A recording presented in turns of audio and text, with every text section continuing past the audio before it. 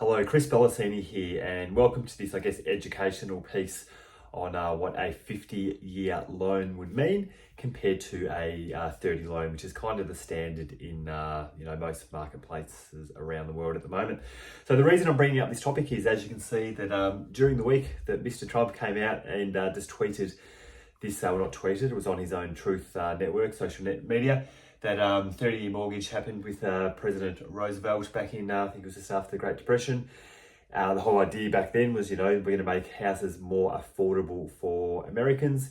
And Trump is saying, hey, maybe he's the president to make a 50-year loan to do the exact same thing.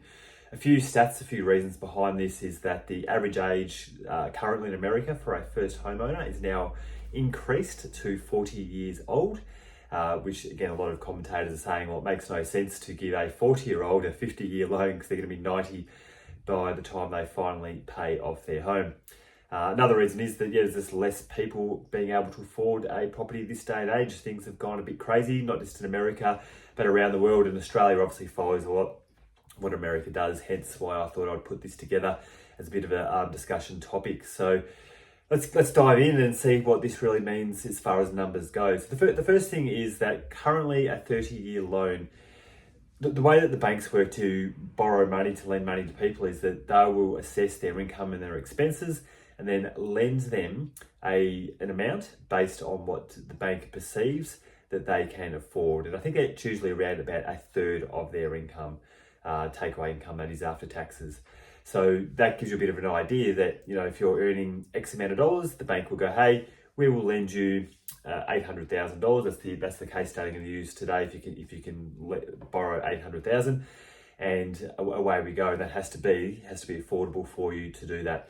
So in this particular case, so I said here, this is a 30-year loan at $800,000, and that would equate currently at about 6%. This is rough numbers. To about $1,077 repayment per week. So the bank has to assess that you can service that loan before they will hand that out to you. The problem with a 50-year loan is that, the whole premise behind it, I suppose, is that, hey, maybe you can't afford $1,077. So by extending the loan and making you, or allowing you to repay it over a longer period, you will no longer have to pay $1,077. I'm just going to jump to the next tab.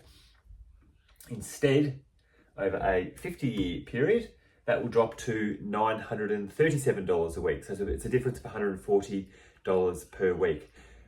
So great, it does make things cash flow wise, more affordable. I get that. However, the flip side of this is far, far worse. So to give you an idea, on a 50-year loan, total interest of $1.63 million. That's the interest. That's not even the principal. You're going to pay back your $800 plus the $1.63 million. So it's basically triple what you borrowed. Whereas currently under a 30-year loan, you would pay back interest to $875,000 or a total of $1.675 million. So you're paying back more than double as it is. But by extending that for the exact same loan amount, you're actually then paying triple. So let me give you a little bit of history as to why property prices often increase and increase sharply in certain markets. Back in 2000, we introduced GST in Australia, and at the time, the government decided to also put a first home buyer incentive in place. So I know for me back then, I was looking for where I grew up to buy a house, and at the time it was around $300,000. And very quickly, once the first homeowner grant was introduced and everyone got this free money of, I think it was about $10,000 at the time, suddenly people that, you needed about a 10% deposit. So that was already a third of your 10% deposit there. Introduced a whole lot of extra people into the market, of course, competition, supply and demand, and suddenly prices probably went up to 400 very quickly. So, yippee, I got a $10,000 benefit from the government. But in the meantime, on the back end of that, I had to pay an extra $90,000 for my home within a couple of years' time. So obviously the people that got in immediately, that had the right timing that they could get in, they're okay. But it's the future generation. So the generations now are suffering from these first homeowner schemes 25 years ago, because since then they've had different schemes for building, for stamp duty, for whatever it might be. But for every decision that is meant to help a first home buyer, there is this kicking the can down the road, so to speak, for future first home buyers to make things more affordable. And this would be a terrible move to introduce a 50-year loan, because it would be just that on steroids, I believe. So I've used the $800,000 loan in this example, because that'd be like for $1 million house, which is kind of a median house in a lot of suburbs, 20% deposit. And I believe what would happen if you introduced such a loan and a lot of people went for it, then suddenly the $1 million home would be more affordable to people. It'd push up prices. So things would very quickly run away, and a 50-year loan would by default almost become the norm. So it'd be very, very bad for this to be introduced. So what's the solution? Well, firstly, don't introduce it. But secondly, I would even go the other way. I would slowly bring it back and say, hey, the maximum loan allowed is 25 years. So how's that for an idea that, say, in a decade's time, so every second year, the loan, they said the new loans now, you can only go maximum 29 years, then 28, then 27, until you get to 25.